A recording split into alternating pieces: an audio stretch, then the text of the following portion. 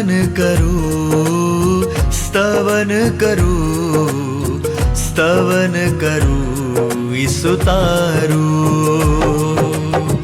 વચન સુણીને ગ્રહણ કરું સહુ, તેને પંથે ચાલું. સ્તવન કરું, સ્તવન કરું, સ્તવન કરું ઈસુ તારું. પ્રિય મિત્રો, આજના સ્તવન કાર્યક્રમમાં આપ સર્વનું હાર્દિક સ્વાગત છે. સ્તવન કાર્યક્રમમાં બાઇબલનો પદ્ધતિસર અભ્યાસ કરાવવામાં આવે છે, જેથી આપણે ઈશ્વરની વધુ નજીક જઈ શકીએ છીએ. આજે આપણે યર્મિયાના પુસ્તકમાંથી 9, 10 અને 11 એમ 3 અધ્યાયોનો અભ્યાસ કરવાના છીએ. યહૂદિયાનું રાજ્ય દુષ્ટતા અને પ્રતિમાની ઉપાસનામાં ડૂબી ગયું હોવાથી યર્મિયા પ્રબોધક પોતાનું દુઃખ અને નિરાશા વ્યક્ત કરતા ઈશ્વર તેમના પર શિક્ષા લાવવાના છે તેની જાહેરાત કરે છે. તે તેઓને ચેતવણી પણ આપે છે કે બાહ્ય ન્યાયપણું પૂરતું નથી. સાચું જ્ઞાન કે શાણપણ ઈશ્વરને જાણવામાં અને તેમની ઈચ્છા પ્રમાણે જીવન જીવવામાં રહેલું છે.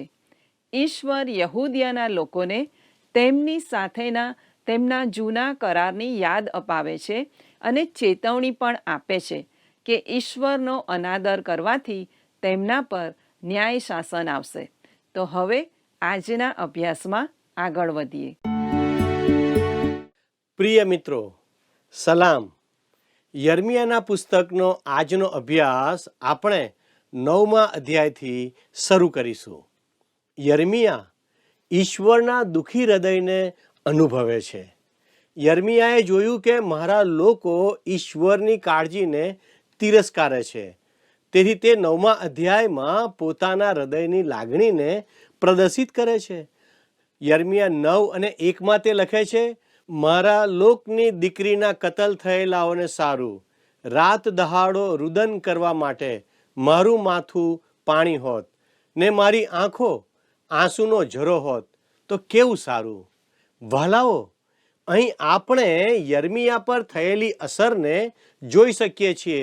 શું તે કઠણ હૃદયનો માણસ હતો કે જે બીજાઓની ટીકા કર્યા કરે અને તેમનું અપમાન કરે? ના ના ના, તે સ્થિર ઊભો રહીને આંખમાં આંસુ સાથે પોતાનો સંદેશ આપતો હતો. જે સંદેશ તે આપતો તેનાથી તેનું હૃદય ભાંગી જતું હતું. વહાલાઓ, સદીઓ પછી ઇસ્રાયેલની પ્રજાએ યરૂશાલેમ શહેરને માટે ઈસુને રડતા જોયા. તે શહેર માટે તેમની પાસે સખત સંદેશો હતો. ઈસુને જોઈને લોકોને રડતા પ્રબોધક એટલે કે યર્મિયાની યાદ આવી. તેથી કેટલાક કહેતા કે ઈસુ તો યર્મિયા છે જે તેમની પાસે પાછો આવ્યો છે. આવો આપણે યર્મિયા 9 અને 2માં યર્મિયા શું લખે છે તે નિહાળીએ. મારા લોકને છોડીને તેઓની પાસેથી દૂર જવા માટે મારે સારું વનમાં વટે માર્ગુઓનો ઉતારો હોત તો કેવું સારું. કેમ કે તેઓ સર્વ વ્યભિચારીઓ તથા વિશ્વાસઘાતીઓનું મંડળ છે. વહાલાઓ, યર્મિયા દૂર અરણ્યમાં જવા ઝંખે છે, જ્યાં તેને પોતાના લોકોના પાપ જોવા ન પડે, કારણ કે તે પાપો દેશનો નાશ નોતરી રહ્યા હતા. યર્મિયા 9:23 અને 24માં જણાવે છે, યહોવા કહે છે કે જ્ઞાની પોતાના જ્ઞાન વિશે અભિમાન ન કરે, તેમજ બળવાન પોતાના બળ વિશે અભિમાન ન કરે.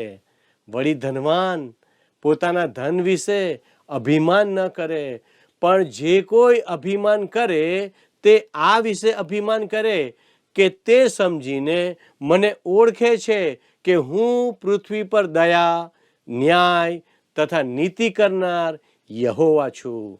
કેમ કે એવોમાં મારો આનંદ છે, એમ યહોવા કહે છે. ભલા દર્શક મિત્રો, આ 2 કલમો પવિત્ર શાસ્ત્રની અદ્ભુત કલમો છે. આપણે યાદ રાખીએ કે તે કલમો ઈશ્વરનું વચન નકારનાર અથવા ત્યાગ કરનાર લોકોને કહેવામાં આવી છે. એક દેશ કે પ્રજા તરીકે આપણે શા માટે ગૌરવ લઈએ છીએ? મોટે ભાગે આપણે માનવીય જ્ઞાન, ધન, દોલત અને સત્તા પર ભરોસો રાખીએ છીએ. સાચી વાત ને? વાલા દર્શક મિત્રો, આપણે યાદ રાખીએ કે આપણી તાકાત કોઈ દેશના જ્ઞાની સલાહકારોમાં નથી, કોઈ શેર બજારમાં કે અર્થતંત્રમાં નથી, હોશિયાર આગેવાનમાં કે લશ્કરી તાકાતમાં નથી, પણ આપણું સામર્થ્ય આપણા આત્મિક મૂલ્યો, નૈતિક મૂલ્યો, ચારિત્ર અને હેતુમાં હોવો જોઈએ. પ્રિય મિત્રો, આવી બાબતો આજે આપણી શાળાઓમાં અને કોલેજોમાં શીખવવામાં આવતી નથી. કેટલાક કુટુંબો પણ આવી બાબતો શીખવતા નથી.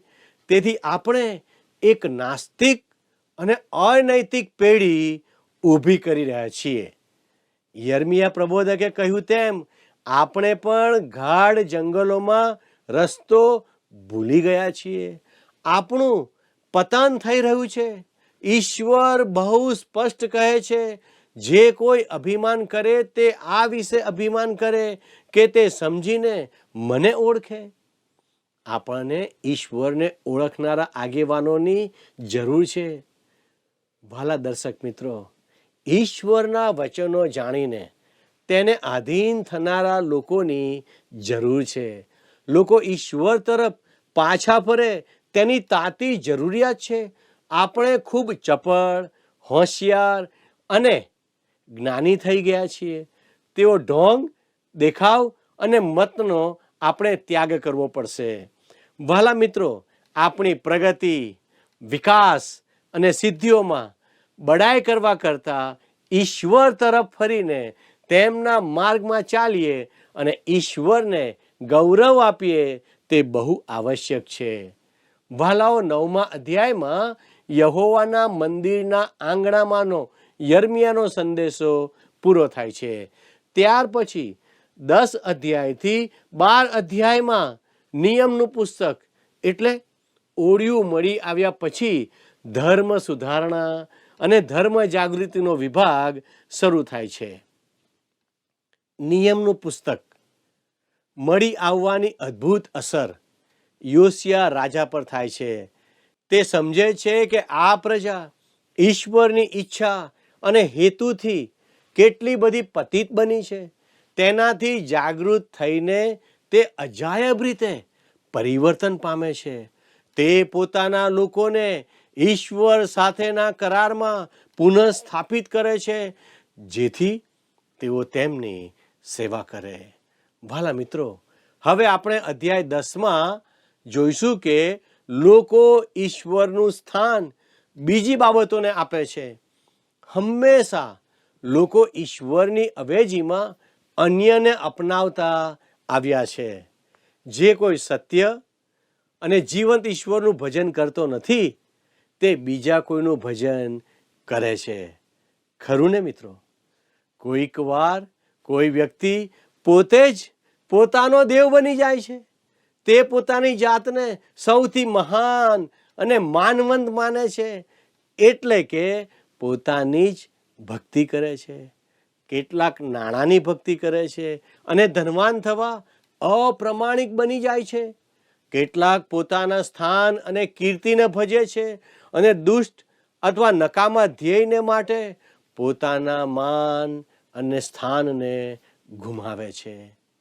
ઈશ્વરનું સ્થાન લેનારા ઘણા અવેજી દેવો સર્વત્ર મળી આવે છે. યર્મિયા આવી મૂર્ખતા વિશે સંદેશ લાવે છે. યર્મિયા પ્રબોધકનું પુસ્તક 10મો અધ્યાય તેની 1 અને 2 કલમમાં તેઓ લખે છે, હે ઈસરાયેલના વંશજો, જે વચન યહોવા તમને કહે છે તે સાંભળો. યહોવા કહે છે કે વિદેશીઓનો માર્ગ ન શીખો ને આકાશના અદ્ભુત દેખાવોથી ભયભીત ન થાવ, કેમ કે વિદેશીઓ તેઓથી ભયભીત થયા છે. યર્મિયાના જમાનામાં લોકો જે કરતા હતા તે હજી આજે પણ કરે છે. ગ્રહો અને નક્ષત્રોની અસરથી ડરે છે. પ્રસંગો પણ વાર, સમય, દિવસ મુજબ ગોઠવે છે.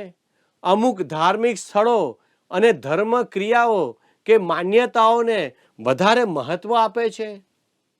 ઈશ્વર આવી બાબતો માટે ચેતવણી આપતા કહે છે, વિદેશીઓનો માર્ગ ન શીખો. પ્રિય મિત્રો, ખોટી માન્યતાઓ વિશે સાવધ રહો. કોઈના ડરથી કે કોઈના પ્રભાવમાં આવીને તમારા વિશ્વાસને નબળો ન પાડશો. યર્મિયા 10:3 અને 4 કલમ જણાવે છે, કેમ કે તે લોકોની ધર્મક્રિયા નકામી છે. કુહાડાથી વનમાંના કાપેલા ઝાડના લાકડા પર કારીગર પોતાના હાથથી કામ કરે છે. તેઓ સોના રૂપાથી તેને સુશોભિત કરે છે અને તે હાલે નહીં માટે હથોડાથી ખીલા મારીને તેને બેસાડે છે. ભલાઓ, યર્મિયા જણાવે છે કે લોકોની ધર્મક્રિયા નકામી છે, ખાલી છે, વ્યર્થ છે. સાચા ઈશ્વરને મહિમા આપવામાં તેઓ અધૂરા માલુમ પડ્યા છે. યર્મિયા 10 અને 6 લખ્યું છે, હે યહોવા, તારા જેવો કોઈ નથી. તું મોટો છે ને સામર્થ્યમાં તારું નામ મોટું છે. ભલા દર્શક મિત્રો, ઈશ્વરને કોઈની સાથે સરખાવી શકાય નહીં. સત્ય અને જીવંત ઈશ્વરથી ફરી જઈને અન્ય બાબતોમાં ઈશ્વરનું સ્થાન આપવું તે યોગ્ય નથી. ઈશ્વર જ સર્વોચ્ચ, સર્વસમર્થ અને સર્જનહાર છે.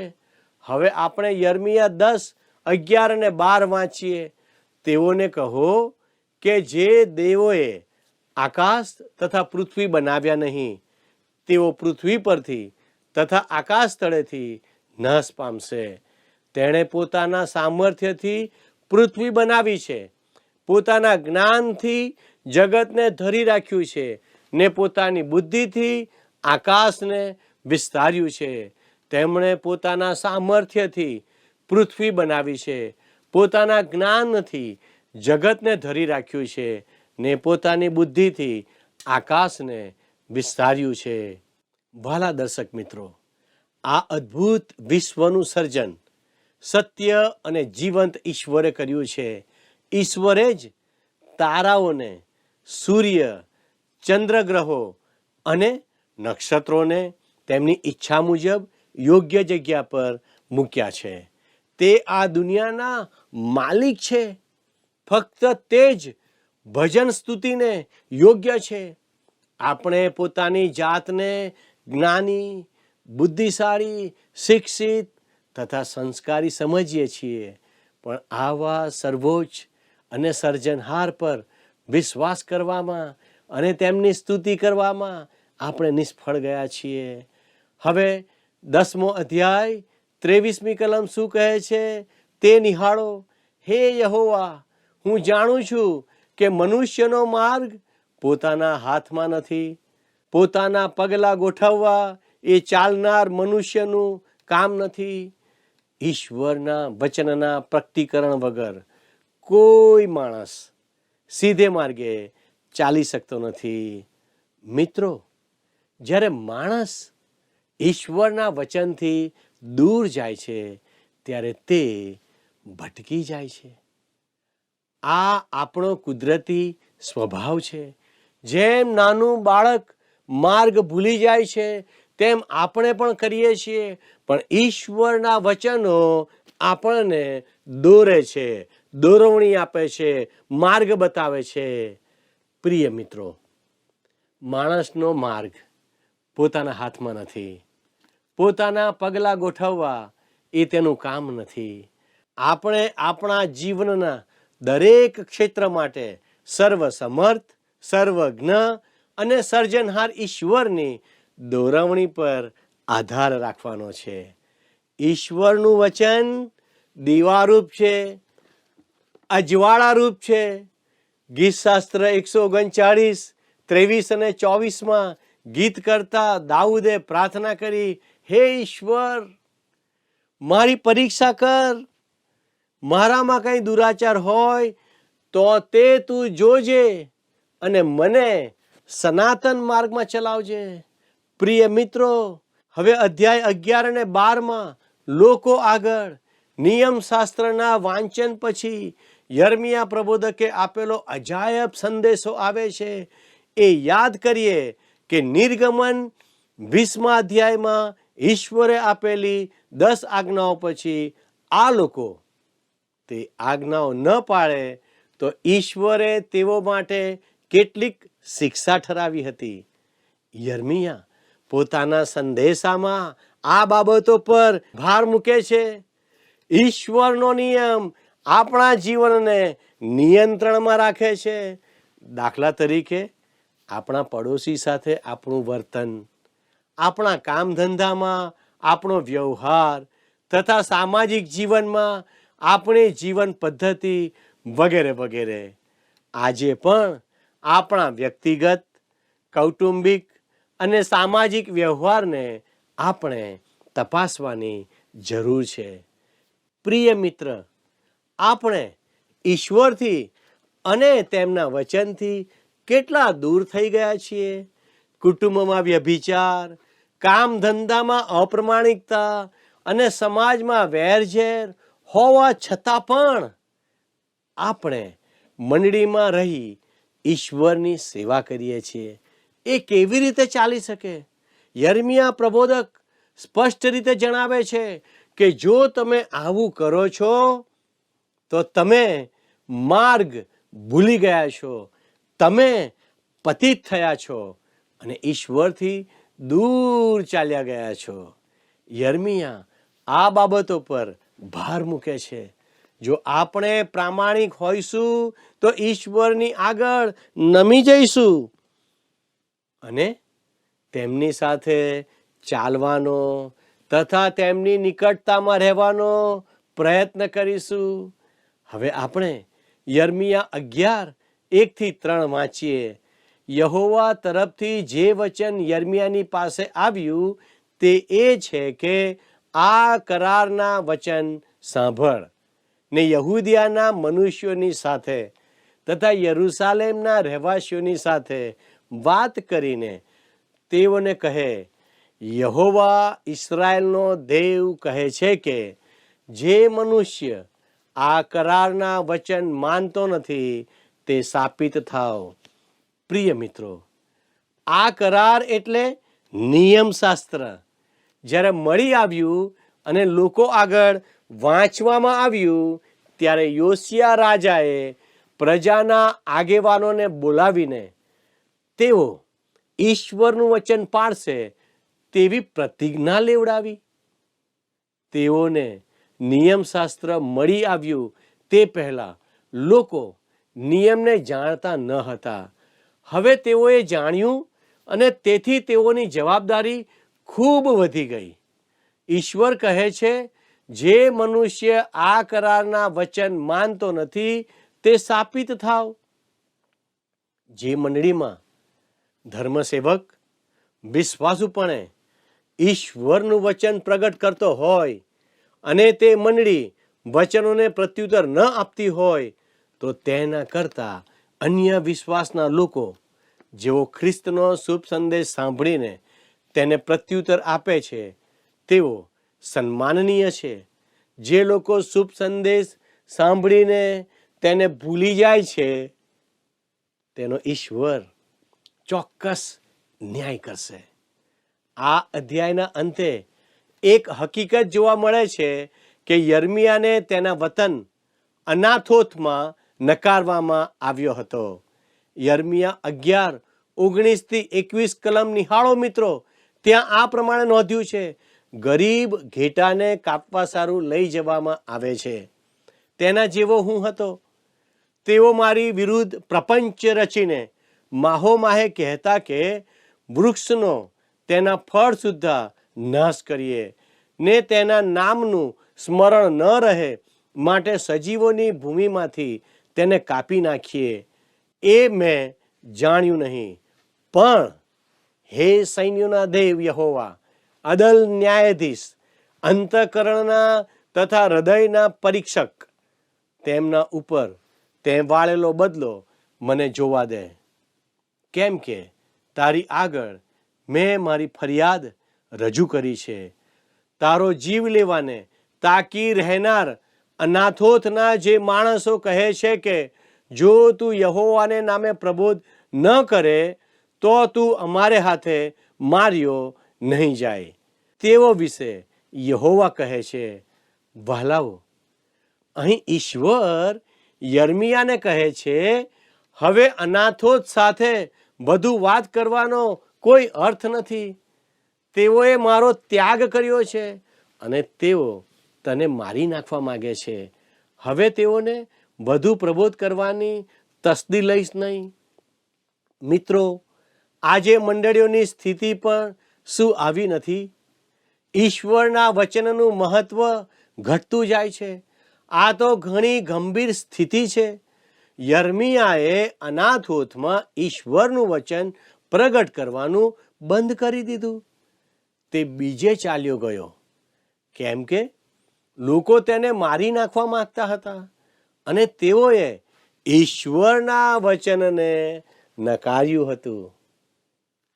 કેવી દુઃખદ બાબત! ઈશ્વરના વચન માટે ઊભા રહેતા યર્મિયાએ પોતાનો જીવ જોખમમાં મૂકવો પડ્યો. તેથી તેનું હૃદય ભાંગી ગયું. તેને બે વતન કરી દેવામાં આવ્યો. યોહાન 4:44 કહે છે, કેમ કે ઈસુએ પોતે શાહેદી આપી કે પ્રબોધકને પોતાના દેશમાં કંઈ માન નથી. વાલા મિત્રો, આપણા પ્રભુને પણ પોતાનું વતન નાઝરેત છોડવું પડ્યું હતું અને તેમણે કપરનહૂમને પોતાનું કેન્દ્ર બનાવ્યું હતું. યર્મિયાની હાલત પણ આવી જ થઈ હતી. યર્મિયાનો સંદેશો આજના ઉપદેશકો જે ભૌતિક સમૃદ્ધિની અને આર્થિક આબાદીની વાત કરે છે તેના જેવો ન હતો. તેનું જીવન અને ઉપદેશ કહેતા હતા કે ઈશ્વર તરફ ફરવા માટે કંઈક જતું કરવું પડશે, પોતાનું સ્વાર્પણ કરવું પડશે, પણ તમે ચૂકવેલી કિંમત કરતાં તે વધુ મૂલ્યવાન હશે. હવે તે દેશમાં નિયમશાસ્ત્ર મળી આવ્યા પછી યહૂદિયાએ ઈશ્વરની જ સેવા કરવા કરાર કર્યો હતો. તેમ છતાં દેશમાં આવેલી આ ધર્મ જાગૃતિ મોટે ભાગે ઉપર છલ્લી બની રહી હતી. યર્મિયાના સંદેશાની ઘણાને અસર થઈ હતી અને ઘણા ગંભીરતાથી ઈશ્વર તરફ વળ્યા હતા. યર્મિયાએ ઈશ્વરના વચનો યહૂદિયાના નગરોમાં તથા યરૂશાલેમના મોહલ્લાઓમાં પોકારીને કહ્યું, આ કરારના વચનો સાંભળો તથા તેઓને પાળો. તેમ છતાં તે દેશની સ્થિતિ બગડતી જતી હતી. ધર્મ જાગૃતિ પછી આત્મિક બાબતોમાં મંદી આવવા લાગી અને લોકો પોતાના જૂના માર્ગોમાં પાછા ચાલવા લાગ્યા. યોશિયા રાજાએ પણ ગંભીર ભૂલ કરી. તે મિસરના રાજા ફારૂન નખો સામે લડવા ગયો.